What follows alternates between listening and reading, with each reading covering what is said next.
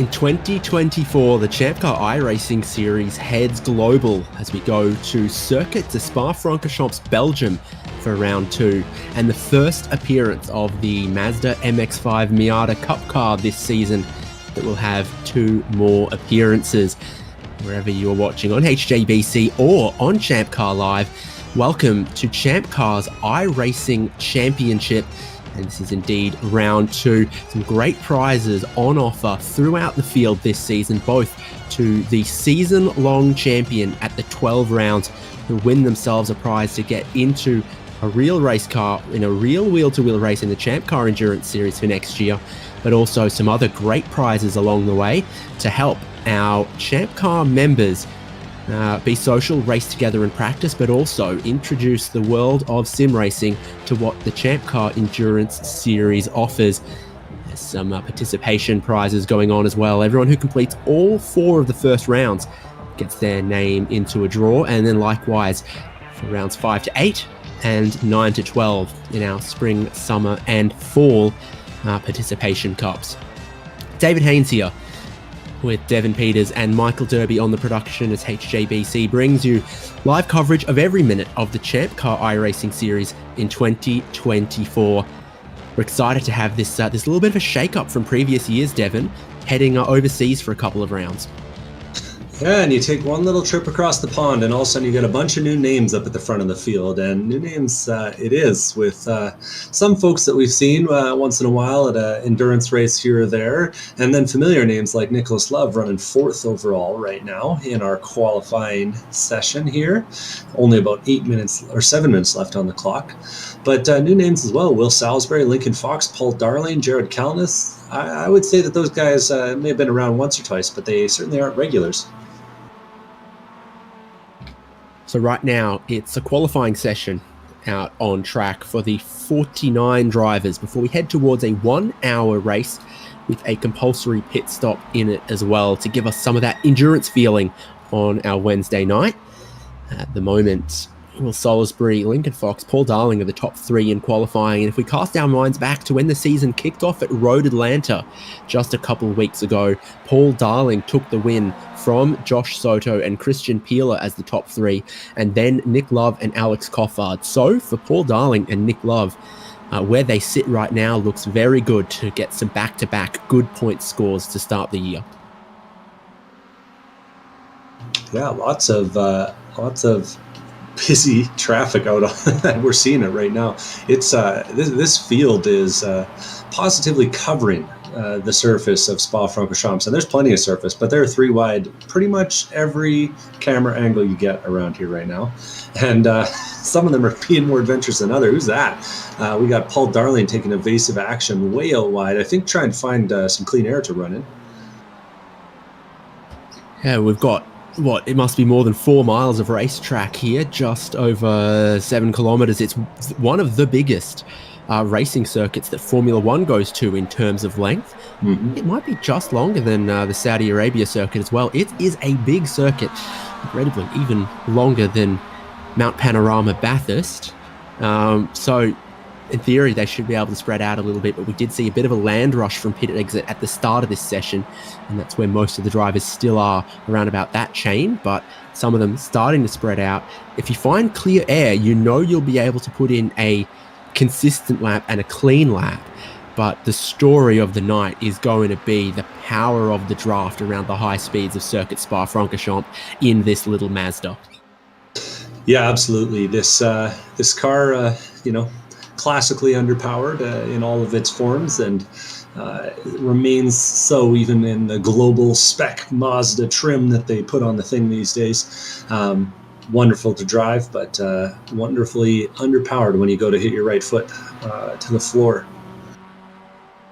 I'm really looking forward to this. We got all kinds of cool drivers out here. I know that I'm saying that some of these folks are strangers to us, some of them a little bit new, but even folks like Will Salisbury, not unfamiliar to racing. Guy's got like 20 years of karting experience. He's worked in IMSA and the IndyCar paddocks, so they might not be names that you folks know, but they're familiar faces to the ChampCar family. And at the moment, it's pole for Will Salisbury. And with the size of the grid we've got, I'm not sure I put a great deal of stock in qualifying being important for your speed, but certainly I'd rather start up the front than up the back of a large field like this on a race start, just for reasons of safety. Yeah, I definitely want to avoid the big one. We might not be Daytona here, but I have a feeling that when we're 5 wide going into Lecombe there, it's going to get a little bit hairy on lap 1, maybe lap 2, and certainly the last lap. I'm really looking forward to this one. Josh Soto's a familiar name, jumping up to 2nd place. Soto, a few-time champion now, I think 2-time, 3-time for us, but lots of success in the series, and has plenty of pace. Is he not a champion? No, I'm pretty sure it's just one time. Reigning champ Mark from McCormick the year before, from Alex Albert, multi-time before that, I do believe. I'm making up the stats. Thank God we got you. But yeah, Josh Soto looking fast out there today, running that dark blue, maybe purple. I guess that's purple and black Gran Turismo sponsored livery. Lots of Gran Turismo veterans out in the field, hearing about those as we were reading through the bios before the race. Lincoln Fox. My strongest memory of Gran Turismo on the PlayStation 2 was the first time I ever drove the Nürburgring Nordschleife, and that's an experience that sticks with you. You go, damn, what a track that is.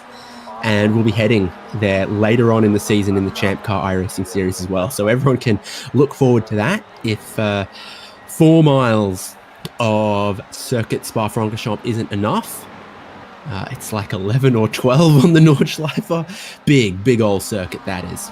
Yeah, and suits that'll be taking place on October 30th in our year-long championship here, right before Halloween, in a nice spooky mood by the time we get there.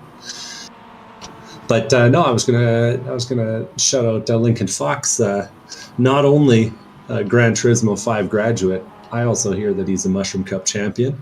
So some real pedigree out in the field here today, and Lincoln Fox running 4th. Got Odyssey up in 5th place there.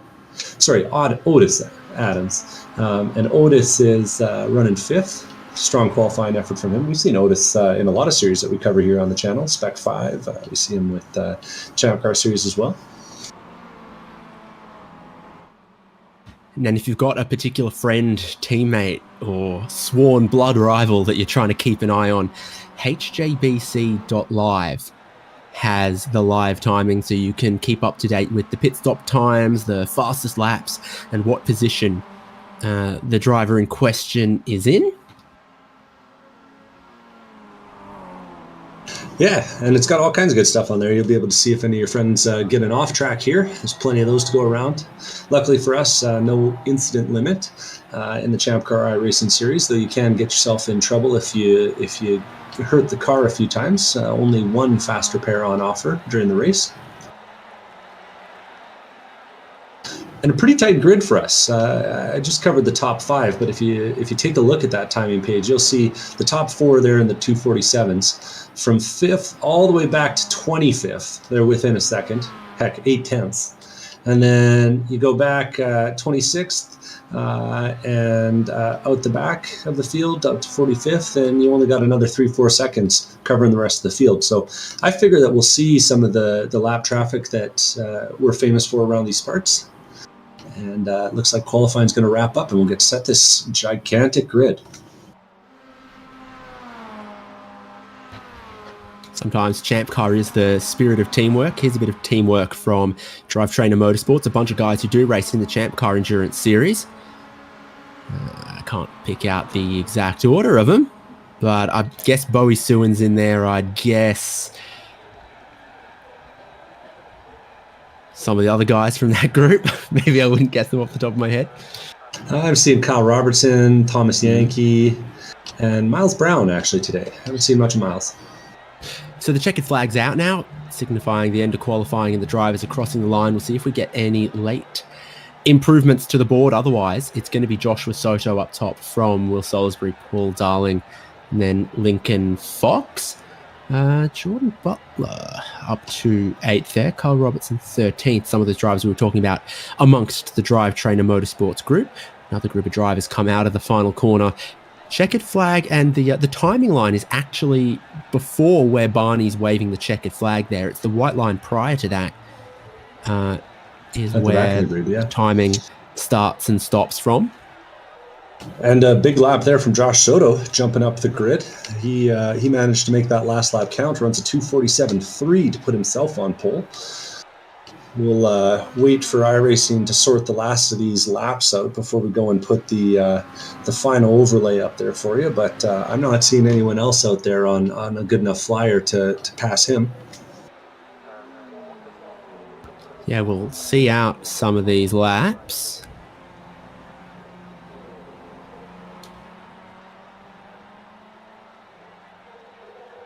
That's a nice livery. I like that silver gray color on that car. That's Gareth Nyland's Mazda crossing the line there. Falling 7/10 short of improving on the final lap. So no movement from Gareth Nyland, but a couple of consistent laps in what we saw was a busy and frantic qualifying session.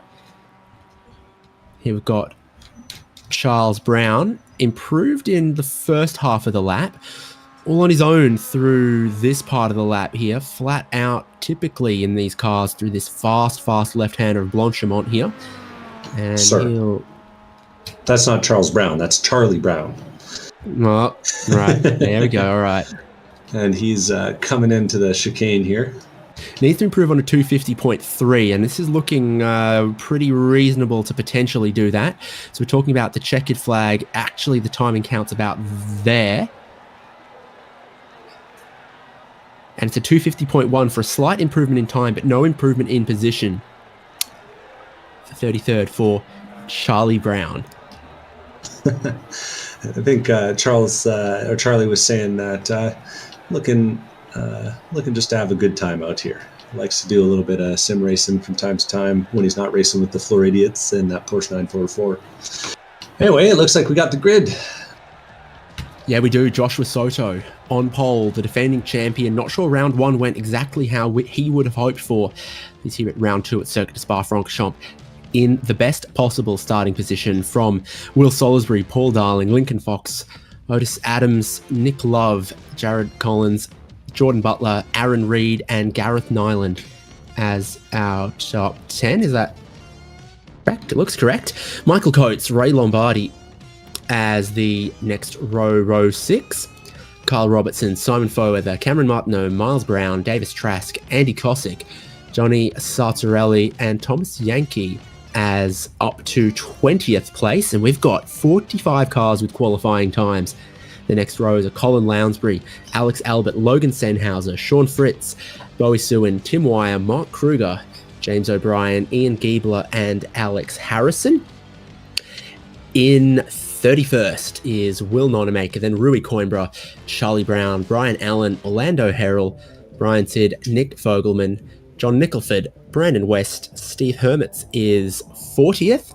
And then the remaining drivers with qualifying times were Scott Grinnell, David Palermo, Trenton McMillan, Alan Wells, and Stephen Schaefer. We still might see Sean Roberts, Spencer Kemble, Gene Sirota, or Albert Pearsall start from the tail of the grid, depending on how they feel. It is a big grid, potentially 49 global Mazda MX-5 Cup cars, the ND generation, for 1 hour of racing in the ChampCar iRacing series here. They are all gridding up behind the pace car. It's a short formation lap around here before the pace car pulls into that pit entry on the right-hand side of the final corner. And then our front two rows, Josh Soto and Will Salisbury, will lead us towards the hairpin turn one and then the long, flat-out uphill stretch through Eau Rouge and Radion up the Kemmel Straight towards Lacombe and Malmedy. It is just truly a beautiful sight to see 50 smiling Miatas lining up and getting ready to have some fun. I can just hear them revving their motors. It's like, wee, wee, wee, as they get ready to go. And the iRacing Costco Kirkland sedan or is it pace car from wish.com? It always zips up to the pace car speed very, very quickly, quicker than the drivers can. So they'll need to be alert off of this race start. Certainly some drivers that bagged points in round one that might want to protect their championship position. Some drivers new to us looking to score big. The first time that ChampCar iRacing Series races for points in Europe. Yeah, who would have guessed in 1922 that one day this circuit would be graced by the likes of ChampCar as the cars roll away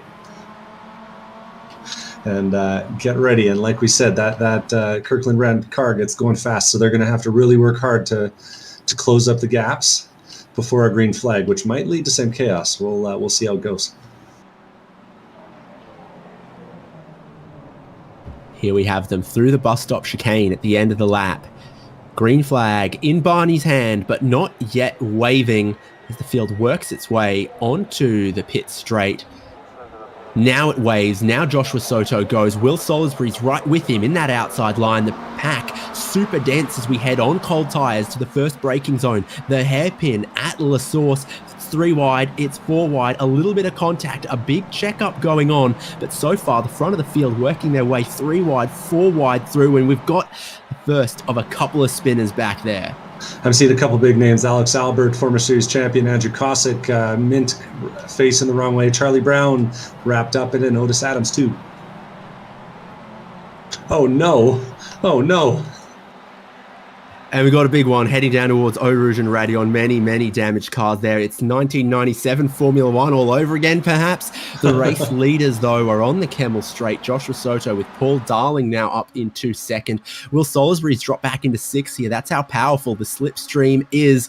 Your first and second bumping each other away from the 3 wide behind. Yeah, and it looks like our front pack's going to get through here cleanly, but it's hard racing up and down the field. But we got about 10 cars, it looks like, here holding on as we get going in this lead pack.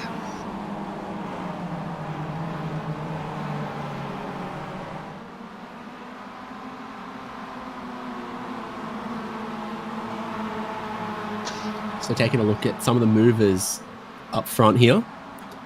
Gareth Nyland making a couple. Will Salisbury, like we said, from that front row. Around the outside just didn't seem to work for him, and then he got swamped uphill back into 7th place here. And tyre temperature building for everyone all through the field on this opening lap. The track itself's not that hot, but the sun is out on it, and the high average speeds around here really can load into the tyres. Yeah, 69 Fahrenheit isn't a warm day, but it's about... but it is nice. Yeah, it's a nice day. It's about as cold as it gets in the iRacing sim, though. You get a little bit colder than that, but it definitely makes the tires feel uncomfortable on these opening laps. Got a few people carrying some damage. Looks like that's not Roy Coimbra, that's James O'Brien that's ahead of him, who's minus a bumper. Luckily for him, in the ChampCar iRacing Series, you can pit and take that fast repair right away. So I have a feeling that we'll see some of that throughout the field with anyone who managed to get banged up on that opening lap. Yeah, that thing's looking a little sick and sorry for itself. This is the leaders about to complete a lap here. That's Gareth Nyland looking to go down the inside of Jordan Butler. And he's now up 5 spots. Of course, all of our leaders stay out here. There's some other bigger gainers further back through the field, like in 10th place, the 27 of Colin Lounsbury, 11 positions gained off that chaotic race start. And behind him, Ian Giebler, 18 gained. So he managed to thread his way through and up to 11th place. And of course, there's some other big gainers throughout, like James O'Brien, Rui Coimbra, and Brian Allen. Yeah, I'm trying to see... There's a lot of battles going on track right now, so pretty much anywhere you look, you got 2 guys fighting, sometimes 5, sometimes 10 guys fighting for the same position.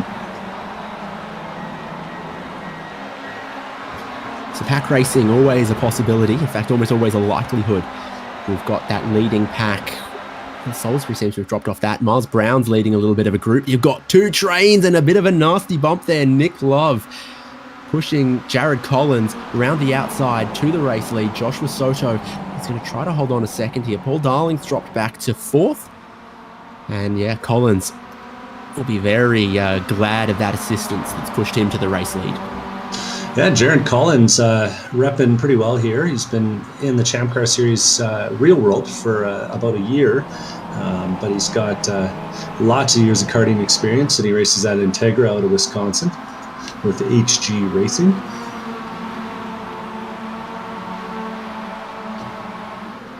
So the leading group's starting to get back together here, as I noticed that with all of that, Will Salisbury, Jordan Butler and Aaron Reed closed back in on the leading group. 8 cars in the lead pack at the moment. They were at risk of dropping these off the back, and I think they still are if Jordan Butler doesn't get a tidy run through the twistier middle section of the lap. Yeah, and this is a circuit that is really honestly punishing, not just because the draft is so important, but also because it's really difficult. If you haven't gone and downloaded this one and gotten on the simulator and tried it out, there's a lot of really, really committed corners, and the off tracks are right there. So it's really easy to get a penalty if you go too wide.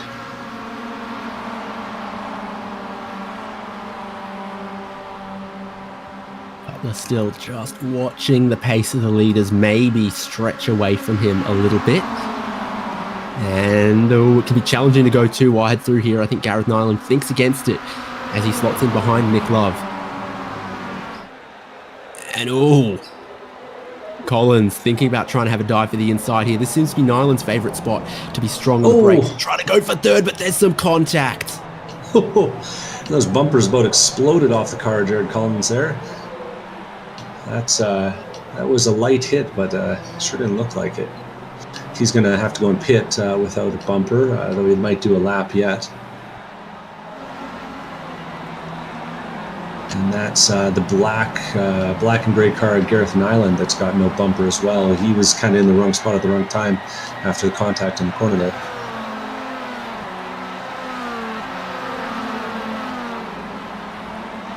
There's a few other drivers heading through pit lane at this opportunity. We've already had Simon Foweather, Kyle Robertson, Logan Senhauser, Mark Kruger, Davis Trask.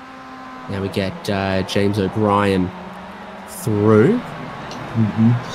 And he needed a new front end after some indiscretions. And the cars are getting good and spread out, so we will definitely have some lap traffic. They're getting real busy on the Kemmel Straight too. That was a big bump on Paul Darling. And I think they're learning how to get through there without too much drama. Third, fourth, fifth, sixth here. Nyland not really showing any signs of that damage hurting too much. We've seen a few cars that are still trundling around like that and not hurting too badly, at least when they're in the pack. The real risk here is, do the top two get away? And we know Joshua Soto can be massively, massively quick as around goes Jordan Butler. Ooh, and that was a tough one. It's an easy mistake to make out there in the no-name corner. You just turn in on that curbing and the car, the rear end, comes away from you. Really downhill and off camber as you're going through there. Gives more spots to Miles Brown, Colin Lounsbury and Ian Giebler in 7th, 8th and 9th. That's this group. Ian Giebler is now plus 20 positions so far in this race, and Lounsbury, I think, has or had the fastest lap of the race as well. Slightly assisted by the fact that there's a whole heap of drivers that haven't had a clean lap to count as the fastest lap of the race, like Joshua Soto and Nick Love first and second, while Lounsbury's been a little more respectful of the track limits to this point. Therefore, his fastest lap of the race counts at the moment. Man, and is there anything more Ian Giebler than plus 20 in the first 3 laps? That's a very consistent driver. Very quality in the TCR, and I'd love to see it.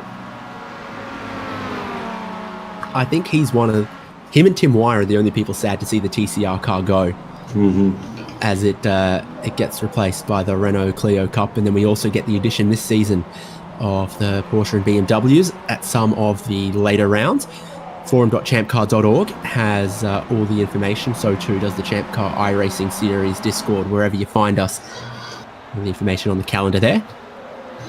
let it be known that despite having no front end, Gareth Nyland in that 036 car very briefly had the fastest lap of the race because of the draft. I don't know how he pulled that off, and he's out of it by about 0.4 seconds now, but heck of a last lap from him, and we'll see if he's able to hold on to the draft. That's going to be really key for him, I think, through this phase of the race. So 0.8 of a second lead for Joshua Soto, as I think there's a lot of a big bump train going on to try to stop him from getting away. Will Salisbury's getting pushed by Nick Love, he's getting pushed by Paul Darling. And like problem solving, I think 3 heads is better than 1 there. And they close it into about half a second by the end of the straight and at the braking zone. So if they keep doing that, it will be a struggle for Joshua Soto to get away. But also, we've seen some risk comes from bump drafting if it's not clean and tidy. Yeah, it's tough to do in the real world. It's tough to do in the sim too, especially when you add in a little bit of latency, making those bumps a little harder or softer than you might have expected. Quality stuff here up though at the front. And they're starting Small to build sample size, but I've never been wrecked from a bump draft in real life. And on iRacing, it seems like it needs to be just a little bit squarer from how the collision model ends up working. Yeah, something like that. There's a bunch of guys in the field that are race engineers, but I don't got enough fancy knowledge to know for sure.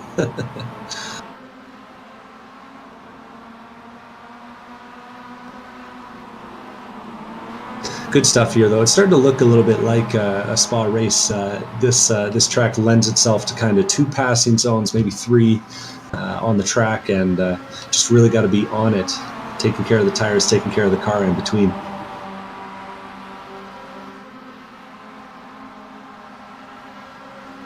Bit of wipers action from Nick Love there, hinting to the fact that rain is coming soon to iRacing. And this is one of the cars that will have rain tires. I believe so. The 8.6 for sure. Oh yes, the Toyota GR86. Yeah. We're not racing Formula 4. We're not racing IMSA GTPs. So not every car will have iRacing rain. Is that heading for pit entry in the background? Aaron Reed, strategy. Yeah, and I think this is a strategy stop for him. He was up about 3 spots through the early phase of the race there.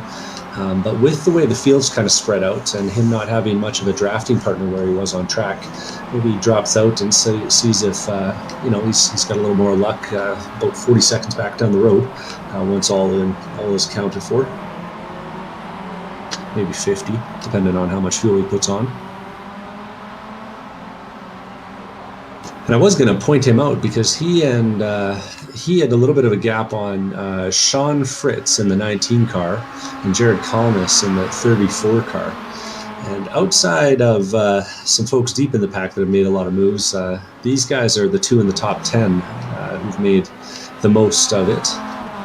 We're seeing Aaron Reed rejoining now on the stream as he does find that draft pack he was hoping to find. He's got Spencer Kemble passing on the outside and Albert Pearsall and Orlando Harrell ahead of him. Orlando in particular at the head of this train, the first black car you're seeing there, he's a guy who's got a lot of experience in this series. He's done a lot of races. And not a bad guy to be following. We'll see if he drops in line here. Always a Mr. Consistent, but Albert Pearsall goes around the outside of him. Spencer Kemble and Aaron Reed are closing in at quick speed. The start of that curbing is always a pretty decent braking marker as well at the end of the Kemmel straight there. So you see them approach that and you go, oh, almost about time to be trying to woe it up for this sequence of corners. Yeah. Well, and it's been nice to see Orlando. He's raced a lot with us over the years, and he's just consistently getting better all the way, all the time. I'm not sure he's affiliated with any real-world ChampCar teams just yet, but kind of a quality guy. What's happened to Josh Soto? Oh, no. So now Will Salisbury leads from Nick Love, Paul Darling, Gareth Nyland. Soto was the leader on the Kemmel Straight, but he's now dropped back to 5th while we were looking elsewhere. This is now your leading 4 cars. You know what, I found it. He was headed into Malmedy, so that's not Lacombe at the end of the Kemmel Straight, but the second right-hander there. And he gets on the curb, hits the brakes, and just slides it out into the gravel trap. Kind of one of those, concentration mistakes. You're focusing somewhere else, looking in your mirrors maybe, and anyway, it's cost him a bunch of time. Luckily, he's got some pace. We'll see if he's able to use that pace to overcome the draft here. Puts him in a no man's land between this leading 4 and the next group of cars that have been consistently pretty quick, working together pretty well. Miles Brown, Ian Giebler, Colin Lounsbury are just going to cross the start-finish line now, and indeed they're all still cutting laps in the 249s. Yeah, Nick Love getting real pushy there. Is that Nick Love? 647? Yep. Yeah, that's the right one. There's always a few of those Love Racing liveried cars around. It's a great way to get your teammates out. If you got one hot shoe on your team, or if you are the hot shoe on your team, this is a great way to make sure all your teammates know how to bump draft, and also maybe teach them a thing or two about the racing line. Love racing? Yeah, I sure do, man. And he is doing very well lining that up. You just got to not look at the center of the bumper of the car in front of you, but look at the driver of the car in front of you. If your driver's seat's lined up with their driver's seat, your cars are going to be in line. It's tricky.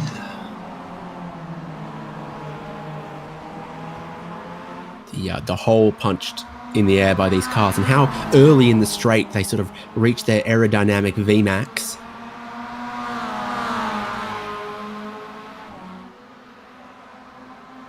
Yeah, they got a nice shape to them, but they're bricks at a certain speed, just like everything.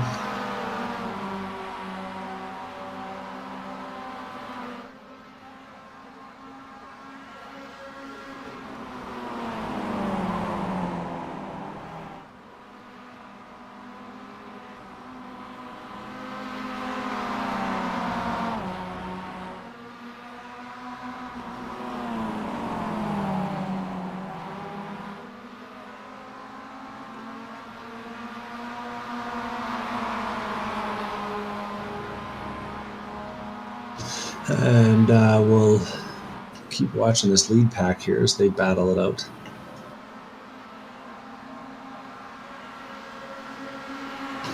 So it looks like, I would say, we've got Will Salisbury, Nick Love, Paul Darling in the yellow car, Gareth Nyland in the gray car, doing a great job of holding on. And that's about it as far as cars that are really in the front.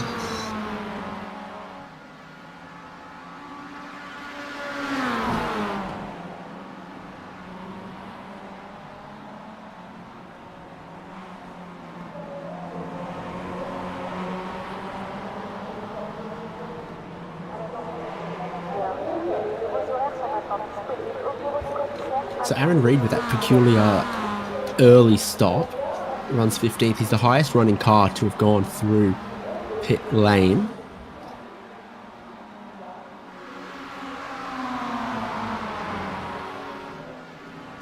But what it's done is it's put him amongst quite a significant amount of traffic. I'm not sure is helping him.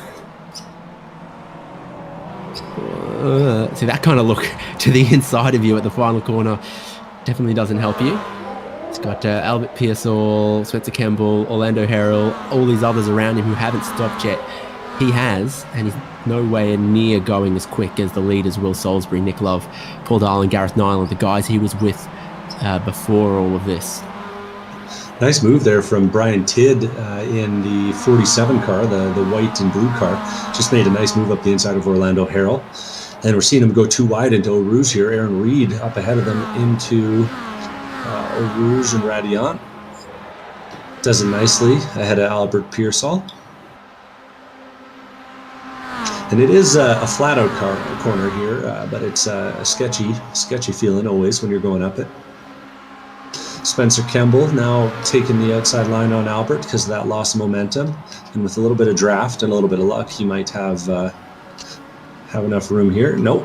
Pearsall's going to hold the inside line. Takes that apex nicely. And Tidd is looking racy coming up the inside of both of them. And this is exactly what Aaron Reed didn't want any part of, and why he's clearing out down the road. Some very opportunistic stuff going on amongst this pack. Really got more speed than those around him here. Tid works through the pack.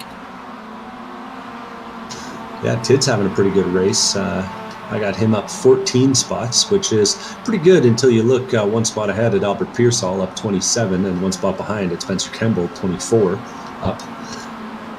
But as one of the better Canadian drivers in the race, he always got shove guy up.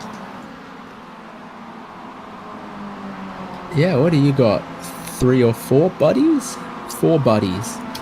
Yeah, 4 buddies from up north, tired of the snow and joining us for racing. John Nickelford's currently running in 17th place in that 44 car. All alone and disappearing from the track because I called out his name. But he's following Sean Roberts ahead, who's actually our biggest gainer of the race. Sean Roberts up 30 spots in that white car, doing pretty well for himself. I think he might actually listen to the pre-race spiel about, to finish first you must finish, and really taking that to heart. Too many folks been watching ARCA this last weekend, and Trucks and Xfinity, and all of it. All of it. Yeah, maybe scheduling this the week after Daytona was a bad choice on our part. Up at the front, things are getting a little spicy. Will Salisbury's giving up or receiving a push from Nick Love. But there's a big run here coming from Paul Darling, and I'm wondering, oh yeah, we're doing the real train here. I was wondering if Darling would take that run and turn it into something. So far, I've been impressed by how well this group's been working together. I think they recognize that Soto's a bit of a threat. But I've also been really impressed by Gareth Nyland holding on to the back of this group with no front end for the last 20 minutes. Even looking racy, he's peeking out on Paul Darling there. And critically, they're extending their gap over Joshua Soto. Yeah. Such is the strength of an organised pack in these cars at this circuit. I think a disorganised pack costs you time, as evidenced by Aaron Reed leaving that group of guys behind him in the dust, but also an organised pack, bumping each other down the straight. They're getting 4 or 5 miles an hour extra as they work together like that. And the same thing happens with the draft, bringing them together on the pit straight, on the run down towards Eau Rouge. And even, I think they're flat out-ish, at least through Blanchimont. So that makes a long run from the right-handers here all the way around to the final braking zone of the lap as well. Yeah, it might not be a super speedway, but, at 85-90% of the lap at full throttle, you're not far off. My mum says you don't have to be a super speedway so long as you're the best speedway you can be. Well, after the whole thing got blown up in the war there, they turned this into a pretty good old racetrack. I hope they never lose Eau Rouge and Radion. You hear the murmuring about it. If we can have the same speed on some inverted commas street circuit in Saudi Arabia where the concrete wall is the apex, then surely we can have the reprofiled Eau Rouge Radion. Joshua Soto, he's seen the top 4 are pulling away from him, so he pulls to pit lane. It's like 50 miles an hour here on the Grand Prix layout. Pretty speedy old pit road here at Spa as he's in search of his box. He'll know where to find it though, because he was the pole sitter. He's in garage number 1. I mean, we get it stopped. It's a bit of a trick sometimes on the pit lane, but critically dropping back some spots, and that means that the first 4 are now followed by the second group of 3, led up by Miles Brown, repping the Drivetrain Motorsports car as he comes through Radion behind this pack up at the front, running 2x2 like some 2010 NASCARs, I think. By a fraction of a hair. Ian Giebler was also one of the quickest cars on track last lap as well in that next group. Here's Joshua Soto rejoining, as we expected, ahead of Aaron Reed, Bowie Sewin and Trent McMillan in between. So a bit of clean air actually here for Joshua Soto. This doesn't look so bad But again, where he was before wasn't getting him anything anyway, so... Yeah, it's kind of tough. This. If you're him, maybe you're hoping... I didn't see any tires go on, but maybe you're hoping that the pit cycle is lucky for you, that the other guys catch some traffic, something like that. They're battling in 6th place. Miles Brown ran it a little wide through... what are those? The Bruxelles corner, heading to No Name. And gave up a bit of a run to Ian Giebler. Giebler wasn't able to capitalize. Going on Google Translate in a second to get the correct French pronunciation of that. I don't trust you. Bruxelles. Yeah. I just didn't want to, you didn't want to lean into it. I'll give you the full French blue cheese experience, But in English, it's Brussels as well, so why mispronounce the French? Either correctly pronounce the French or say the English. They spelt it weird. It's their fault. Alex Albert's looking pretty good through Le Fang. This is why I don't have kids, out of fear that Devin Peters might be their teacher. Jordan Butler pushing up behind in that orange and black car. Albert doing pretty well for himself here. Having a decent day for himself, up 12 spots. Butler's actually the only loser in the group, having lost 3. Roy Coimbra up 20 behind them. And we see Coimbra in the Spec 5 World Tour Series that we broadcast on Thursday nights, who's pushing pretty hard here. Yeah, interesting. I wonder if Jordan Butler and Alex Albert have ever met each other, because I've met each of them separately, but never in the same state. There's a bit going on up the road from them as well, with Collins and Sean Fritz losing time through the final chicane, and then this next group of drivers get ever closer. We also only about a lap and a half away from the halfway point of this race. It's a much bigger lap around Spa-Francorchamps than the season opener at Road Atlanta was. We've gone from 90-second laps to 2-minute 50s. And those two, amongst their fighting, are going to lose out a little bit. Alex Albert's going to get the both of them. Will Jordan Butler and Rui Coimbra be able to slipstream through as well? 2 by 2, 2 rows deep, heading to Eau Rouge and Radion, where it is oh so committed. Sean Fritz is going to drop back. Rui Coimbra is going to get a decent run up the hill. And it looks like Collins is going to push Alex Albert. You'd think Alex Albert, his Miata would be slower than everyone else's with all the extra weight he's carrying around in the seat there. What, on account of his big balls for not lifting, as he cut across the nose of Jared Collins going into Eau Rouge. I was like, where are you going? He's a lot slimmer than he used to be. Best shape of his life right now. This is his prime. He's showing it out on track. That was a heck of a move. I was punching the air. I was biting my tongue. That was real close, but it was well executed. So it's all battle packs everywhere inside of the top 12 now, as there's 4 cars battling for first, 3 cars battling for 5th, 5 cars battling for 8th. There's no dead air in the top 10 anymore. Joshua Soto's pitted. He'll be hoping to be ahead of some of these drivers. He's just crossed the start-finish line to complete his out lap. So I'll need another lap before I know exactly how he's going, a flying lap, to see if this pit stop has helped him out. The lead pace is still good in the 248s, 249s. If they started battling each other, it could very easily drop to 2-minute 50s, 2-minute 51s, and then he'd be in a good spot. Jared Collins in that number 8 car had a bit of a moment bumping into Alex Albert, and they're wrecking behind him. That's Jordan Butler, who's just stuffed it off in Le Fang there.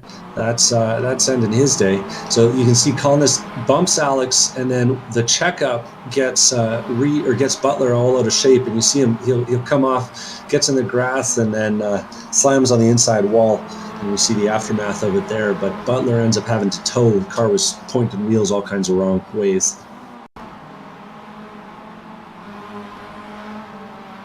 Yeah, check up, off throttle, tight up on the curb and the grass, and he really does end up with a number on that car. Yeah, it's one of those classic spots. These guys aren't slowing down though. They're right back to being on each other's bumpers, and true Mazda be out of fashion. And Collins doesn't seem keen on letting Alex Albert have this spot.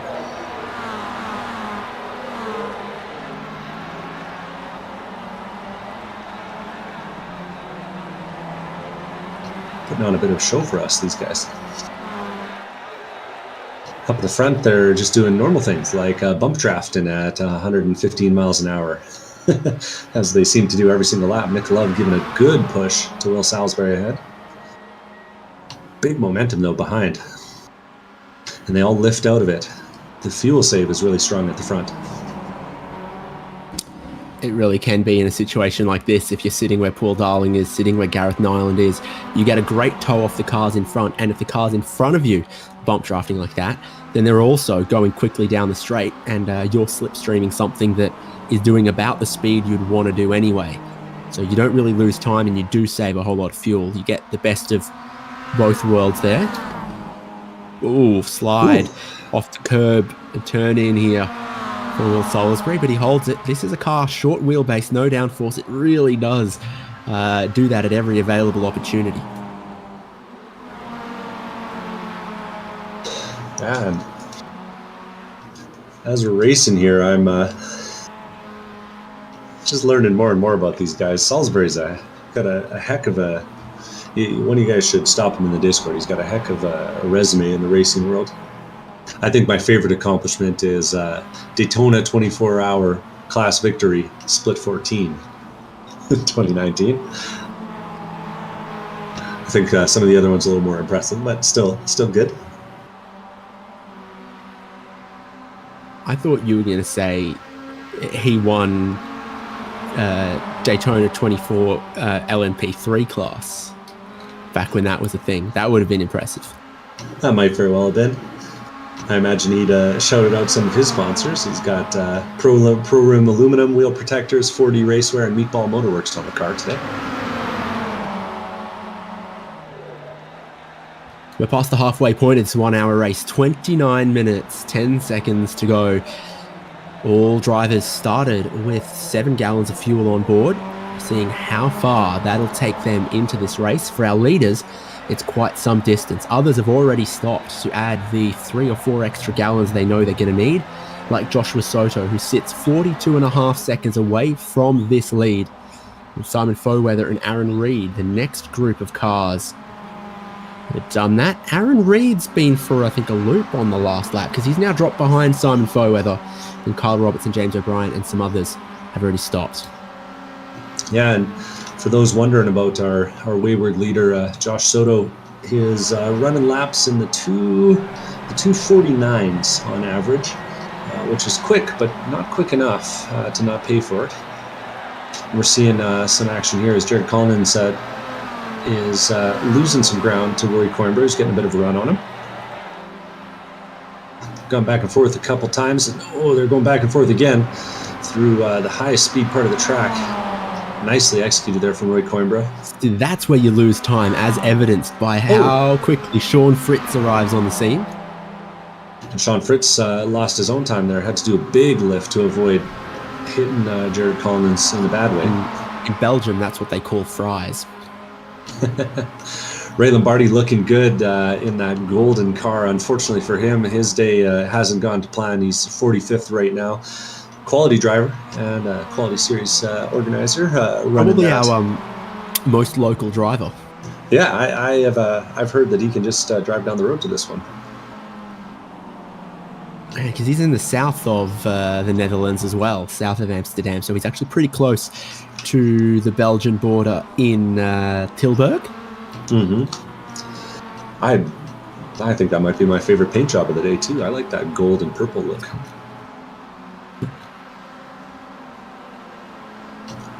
My co-commentator does not agree. You folks can't see his face, but that is the frowny face. That's the frowny face I make when the map I was looking at didn't load. Ah, okay. Like, how far is it from Tilburg to Circuit Spa-Francorchamps? Ray Lombardi running it real wide, making sure that the leaders can get by safe. And by leaders, I mean the 8th place driver, Alex Albert. The answer is a 2-hour drive. 110 miles. I would make that drive several times a year. Speaking of drivers, we got Will Salisbury with a little bit of gap, Nick Love, Paul Darling, and Gareth Nyland all packed up. And you wonder, we're getting closer and closer. I wonder when the first one's going to bite on that pit lane.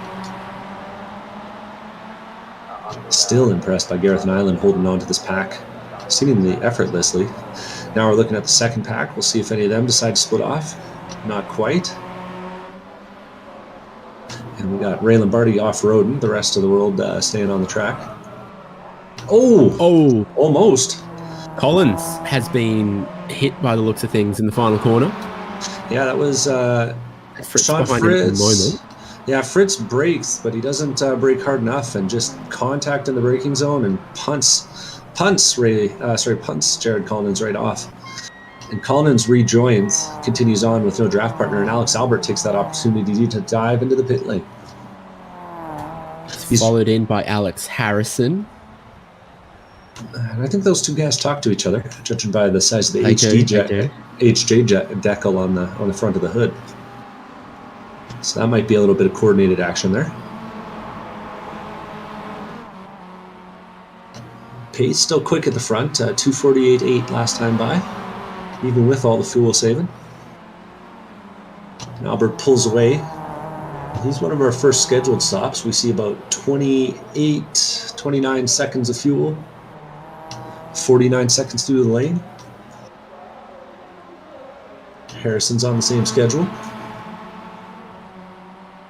We rejoin the lead pack, who's battling hard with Charlie Brown coming up ahead of them.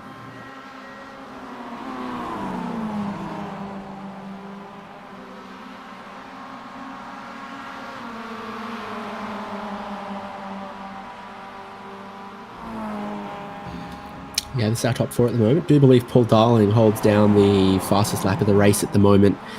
He runs in third for the moment. Definitely been helping Gareth Nyland to stay in this battle. Yeah, Darling, an accomplished driver in his own right, does some grid life racing in the real world, but would like to get his feet wet in a real world ChampCar. So if you know anyone, if you got a team and you're looking for a renter, well, I can tell you he's pretty fast. Holding on to the front here. And when you see a guy with 5,700 I rating, you know, that's top 2% on the service, top 3% on the service. He's doing pretty well for himself. Yeah, he's got some numbers. So pit entry to the right-hand side here. 23 minutes to go. They're all in your top four, so I expect we'll have everyone else follow likewise. You got to shed a lot of speed on your way into the pit entry, and then you get to the yellow cones where the 50 miles an hour starts. So it's not a big stop at the cones. It's more on the way in there.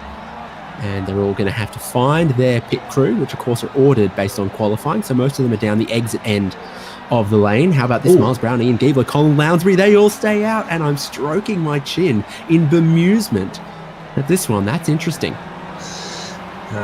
As I was watching that pack coming in, Gareth Nyland overshot the box a little bit, must have misjudged it without his nose, but you can see the evidence of the fast repair there. He uses it, and that car is good as new. I could use some of those for the real race car. And we'll see. Paul Darling manages to save the most fuel. Makes sense. He was running third last time by, so he would have had a nice draft every time they came down the straight. And he had 2 or 3 seconds of fuel on Nick Love. There's a trap you can so easily fall into here, where you go, this is how much fuel I burnt per lap to this point. This is how many laps are remaining, so this is how much I should take on board. But because you have such a quick stop, you exit on your own, and your fuel burn from here to the finish might be a lot higher than it was early on. And so from that calculation, you're seeing Paul Darling's about 4 or 5 seconds of fuel, like half a gallon short of what everyone else has done in the same pack as him. 11th place, Josh Soto, no longer, because he's passed Gareth Nyland on the way out of the pits. So all of our Josh Soto fan club, you can rest assured that he's right back in this race. So he rejoins what are effectively our leaders. He's got a few seconds to Nick Love, and probably 5 up to Will Salisbury, and then maybe 7 to Paul Darling right now. But his stint without any draft has not caused a problem yet.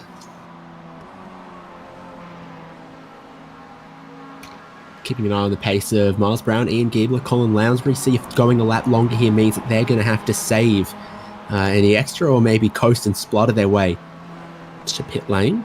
No sign of that just yet. This seems like a decent enough in-lap, and they've got plenty of clear track to go with it as well. Miles Brown in that Drivetrainer Motorsports car leading the way.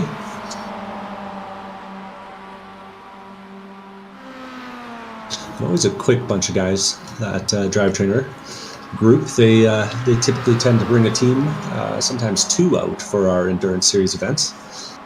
And of course, ChampCar iRacing Series got lots of prizes on offer, not just for the Sprint Series. As you're watching today, we got 4 endurance events that are run as teams that run over the course of the season. And each one of those races has a $200 prize attached to it, as we see this whole group taken to the pit lane this time. Ian Giebler, Colin Lounsbury runs it a little wide. So $200 to the winner of each of those endurance series events, and then another $200 on offer to the overall champion of that series, that mini series that we host. At Paul Darling, about to inherit the race lead now that Miles Brown, Colin Lounsbury, and Ian Giebler are in the pits. And hey, Devin, we've still even got some 2023 prizes that we're going to draw at the end of this as well.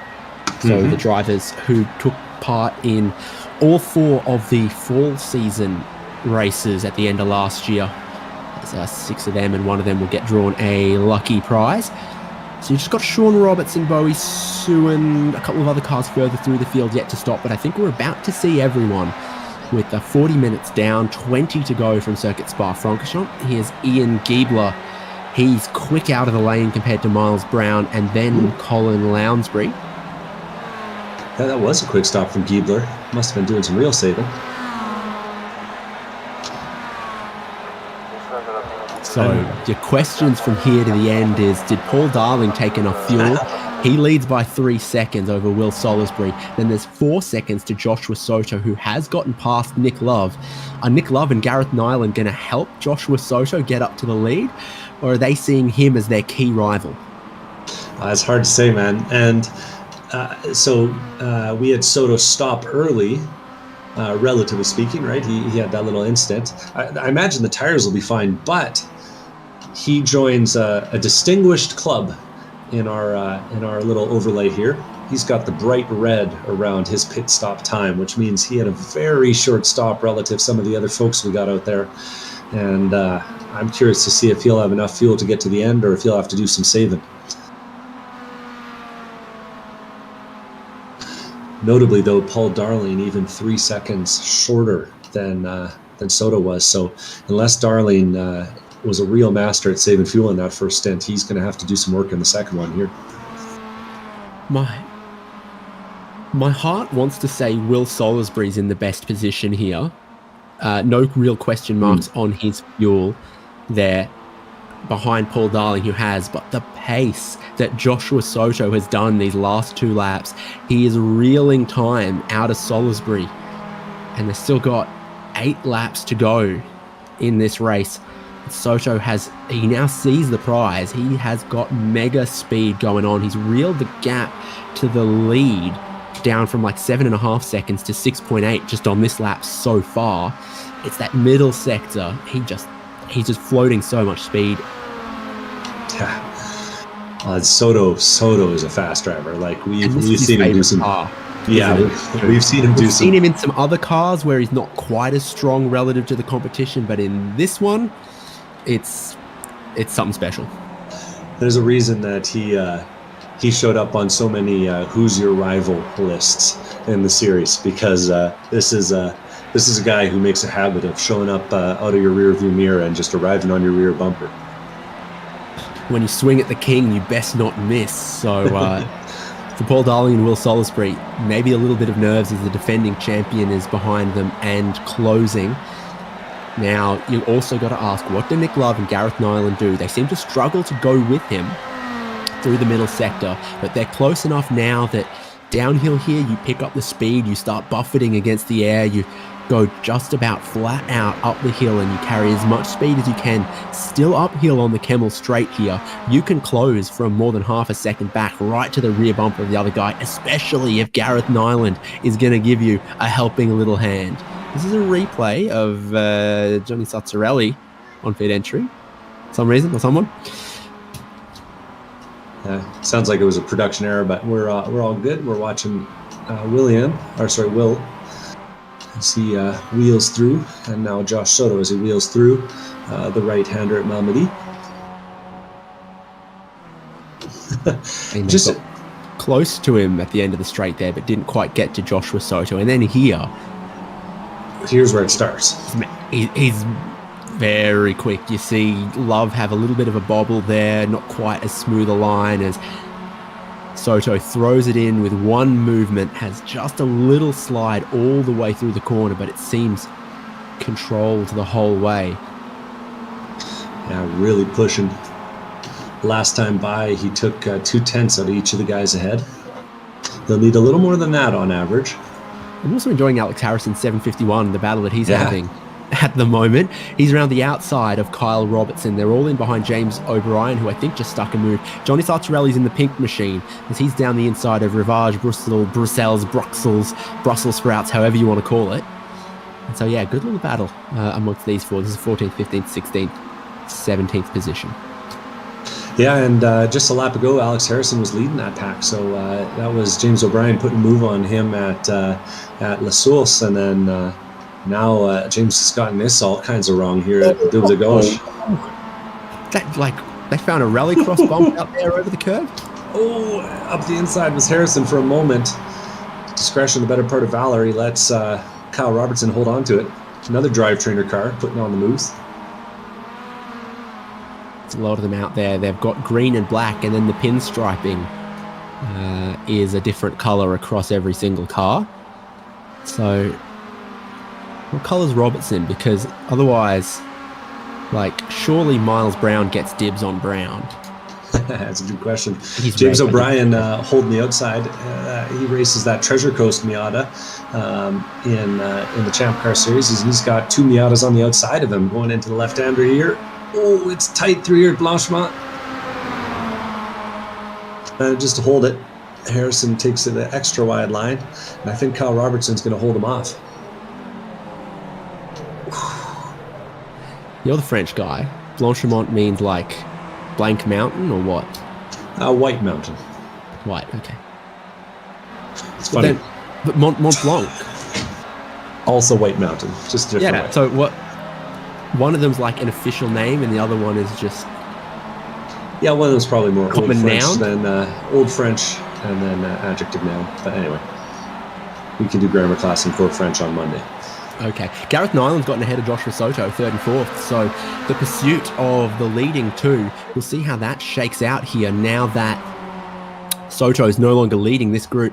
This is the part of the lap, again, where we think maybe Soto should be leading, maybe Soto is the quickest, but we haven't seen a whole lot of Nyland with the front splitter on the car. So here we go. But he's at risk of losing his rear bumper to how close Soto is all over him through this twistier part of the lap. Soto's got some real pace. I'm curious to see, though, because Gareth has been pretty quick all night long. I've been excited to see what he can do once he gets a proper front end on the car. He's needing to be just a little defensive through here, and Soto is all over him, not really able to push him through these parts of the lap here. Well, and if you're Soto, this is where you've been making so much time. You just kind of hate to follow someone through the middle section of the course. Sector 2 here is everything.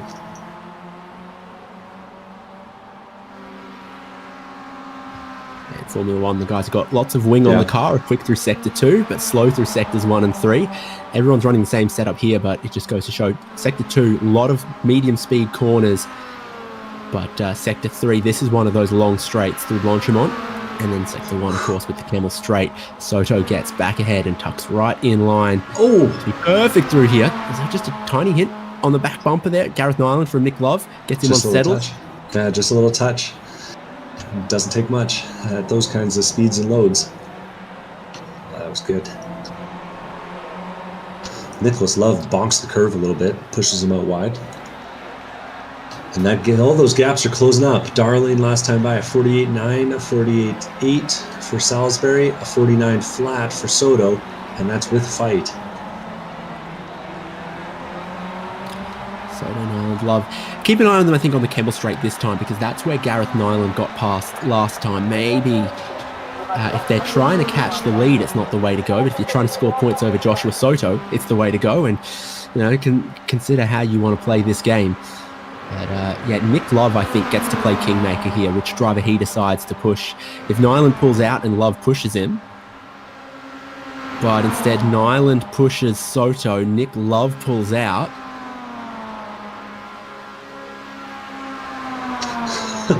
They're playing chess, I'm playing checkers. I'm not sure I get it, but it's working. I think I saw Soto tapping the brakes. Ooh, a little moment there from Nick Love, and Nyland took evasive action. So now Love gets ahead of Nyland. Joshua Soto has a little bit of buffer here, but he has not been catching Paul Darling or Will Salisbury on this lap so far. No hint of Paul Darling slowing down just yet with 10 minutes to go. Lap time's just scraping towards 3 minutes. 15th place is heating up. Alex Harrison is 3 wide with Johnny Sartorelli and who's that up the inside? Oh, that's Kyle Robertson, that drive trainer car. Nicely executed. 3 into 2 and 2 into 1. And Alex Harrison's going to be the loser in all that. He's going to give up the spot to James O'Brien behind as well. Close moment there, but again, it shows if you go to pass and you don't stick it, you really can lose out in groups like this. And there are a handful of 4-way battles throughout the field, which is this one, but you go a tiny bit further back, and teammate Bowie Suin likewise involved in a similar battle through this part of the lap.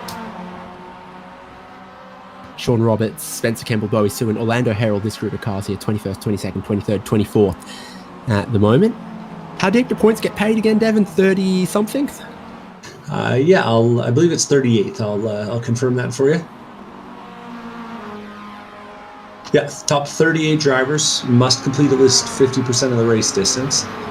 And there's always points on the line because you got to do at least 50% of the race distance if you want to qualify for that draw. That draw that for this season is $250 just for showing up. 250 champ bucks off your next race. All you got to do is come out and do 4 races with your buddies. No better deal in racing than ChampCar, and none better than the ChampCar iRacing series on iRacing. 3 more laps to go if I'm doing the sums correctly. Colin Lounsbury lays down some interesting shaped lines on the exit of the final corner as Rui Coimbra and Simon Foweather are in pursuit of him, and then Alex Albert in pursuit of all of them. Not a whole lot of change amongst the top 3, just Nick Love and Gareth Nyland dropping out of the draft of Joshua Soto, who's still not closing quick enough on 2nd and 1st. Soto's fighting for all he's worth, but those guys at the front, they got some pace, and they actually have pretty nearly identical pace. So I haven't seen Darling do any of the fuel saving that we were worried about, so maybe he managed to save enough. Either way, it's 3 seconds to 2nd and 3 seconds to 3rd, so one wrong move, and this will be a real tight battle here for the end of the race. 2 to go at the line. My normal rule is if you rock up at an event and 9 out of 10 people are in a suit, the person in a t-shirt has probably misread the invite. So when everyone else has taken 27, 28 seconds of fuel, and Paul Darling is the only one who's taken 21 seconds of fuel, my initial judgment is he's the one who misread formal as casual.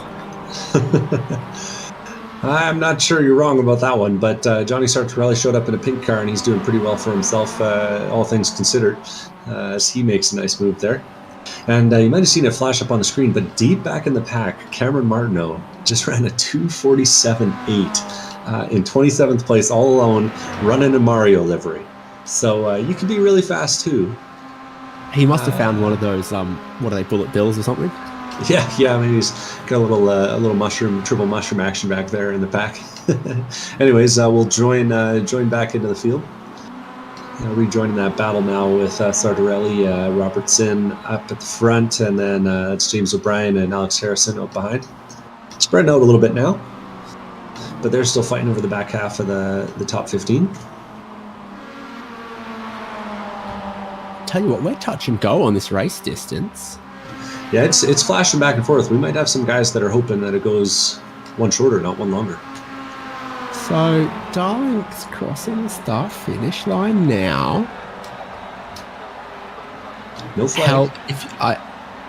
There's no white flag out, so definitely at least 2 more. Yeah, I got 2.0. I'm just like worried about, is it still 3? Because I've got 2 to go at the line. Sorry, 1 to go next time by. See, 250 plus 250 is 5 minutes 40. And that's about what was on the clock when they crossed the start-finish line there.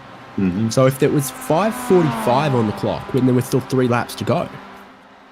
Yeah, it's one of those ones where it's going to come down to, how fast do you dare push it? Because I'm certain that Paul Darling doesn't have the fuel to do an extra lap.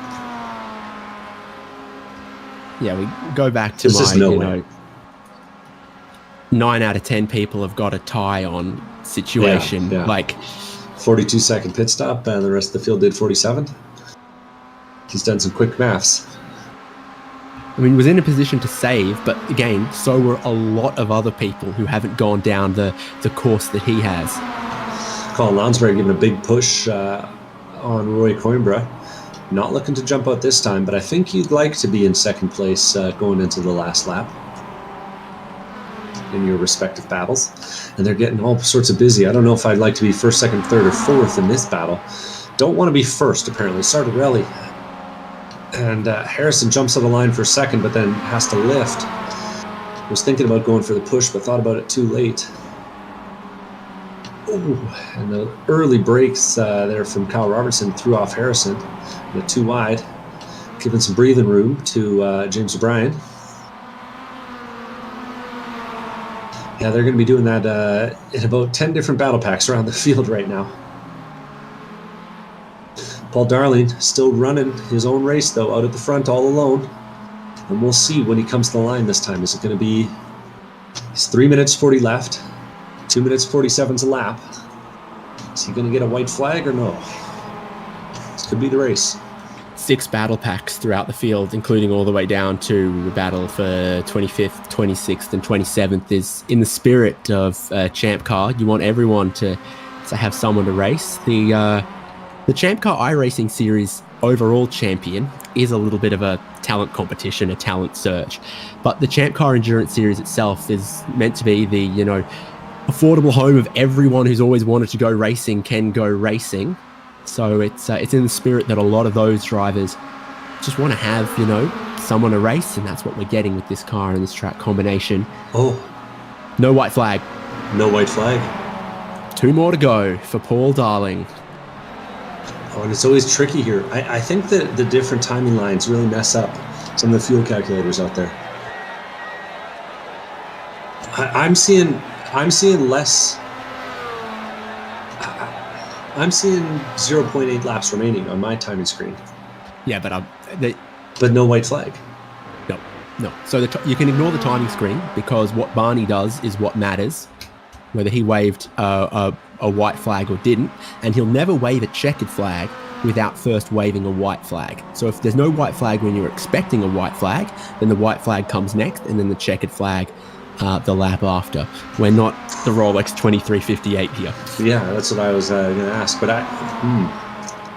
very curious. I wonder how many of them realize that they might be in some trouble. We'll see. This is Miles Brown and Ian Giebler. They're 12 seconds behind Gareth Nyland in 5th, but maybe close enough to pick up some spots if someone has to make a very, very last-minute splash and dash, and they are trying to stay ahead of this group of rapid cars, Rory Coimbra, Colin Lounsbury, and Simon Foweather.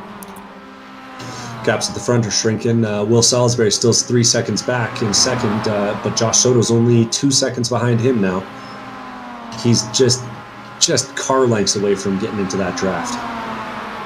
This has been some of the most entertaining racing to watch here amongst these four. Johnny Sartorelli now in front of Kyle Robertson. James O'Brien gets swallowed up in the speed down the Kemmel Straight, drops back into third in line here, 16th overall, and Alex Harrison is hopefully learning something here. It's been a very interesting battle back and forth between these four, where there don't seem to be really any thoughts other than what positions can I get and can I get them now.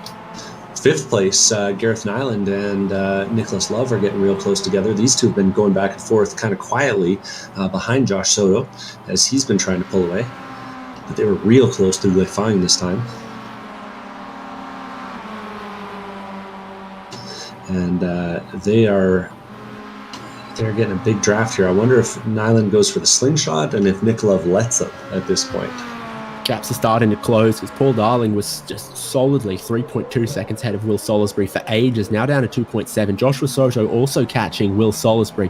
This is when we'll see the white flag. Paul Darling stays out onto the start-finish line. There's Barney waving it. You're not going to miss that this time, telling you you've got to do one more lap of Circuit de Spa-Francorchamps. And who's going to sputter?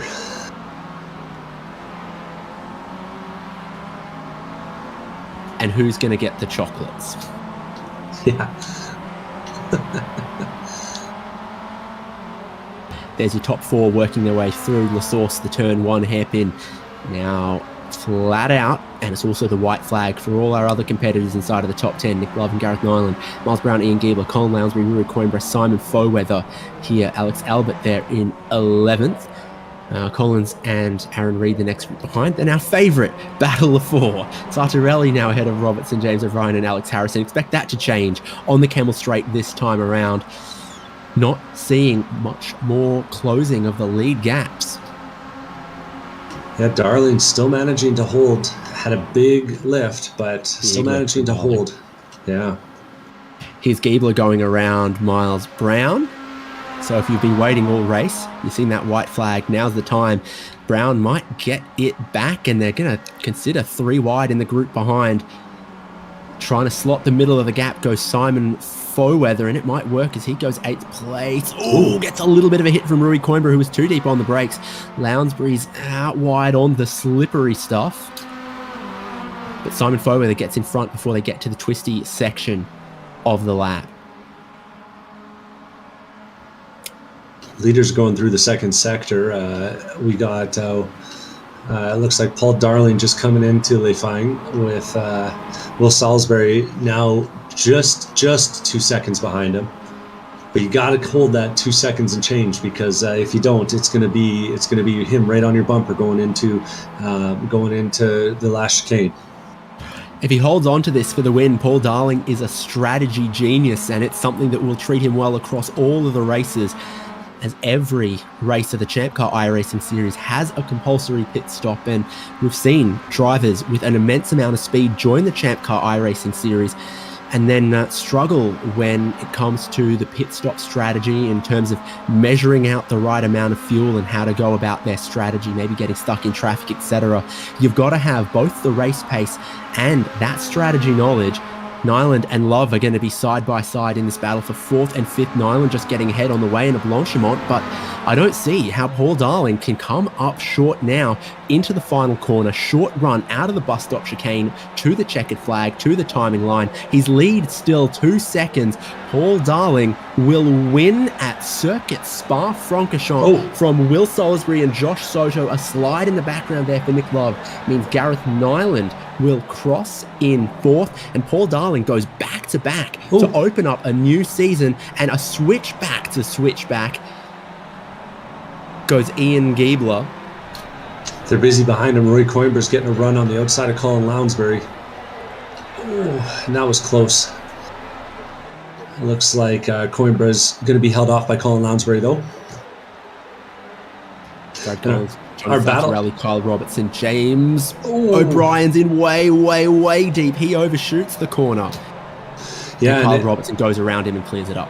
Yeah, and that was easily cleaned up there. A couple cars running out of fuel. Orlando Harrell's dead in the water on the back straight.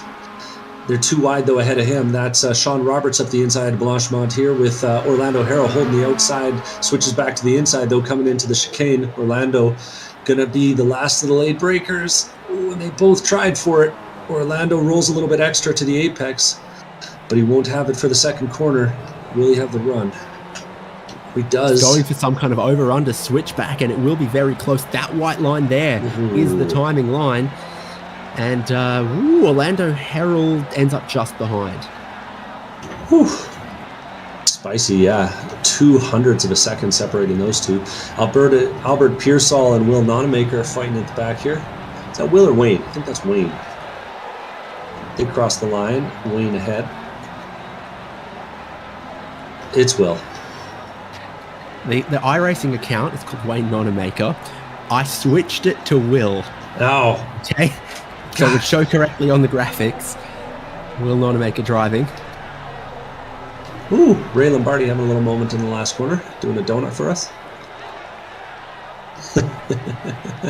Big lap around here, so there's still a few other cars to come around and take the checkered flag. If you're within 3 minutes of the leader, okay. Yeah, you still get to finish this out. So Sean Fritz, Nick Fogelman, Charles Brown, Logan Senhauser, a few others to come around.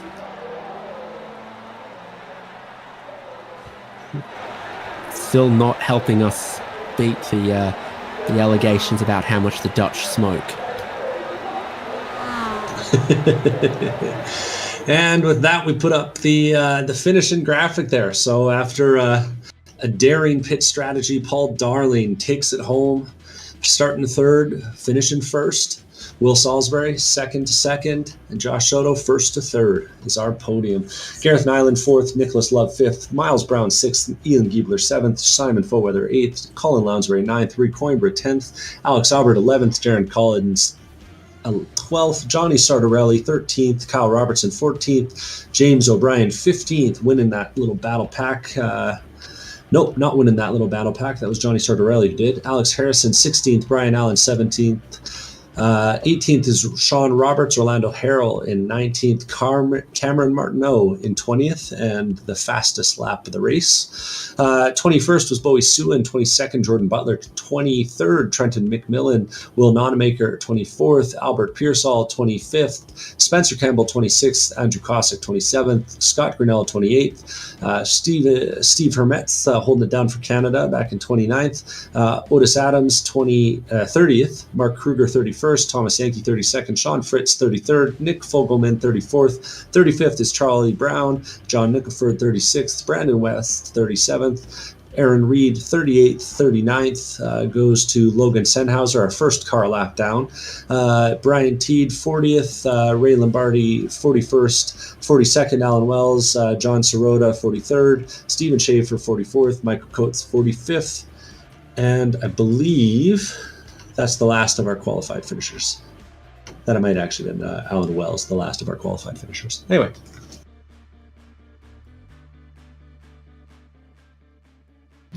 Well, let's see who joins us. Josh Soto knows how to find us. Paul Darling, I think, worked it out last time. Big cool down lap. Apparently no one is in a hurry. Hey, you got a long straightaway to get drifting on.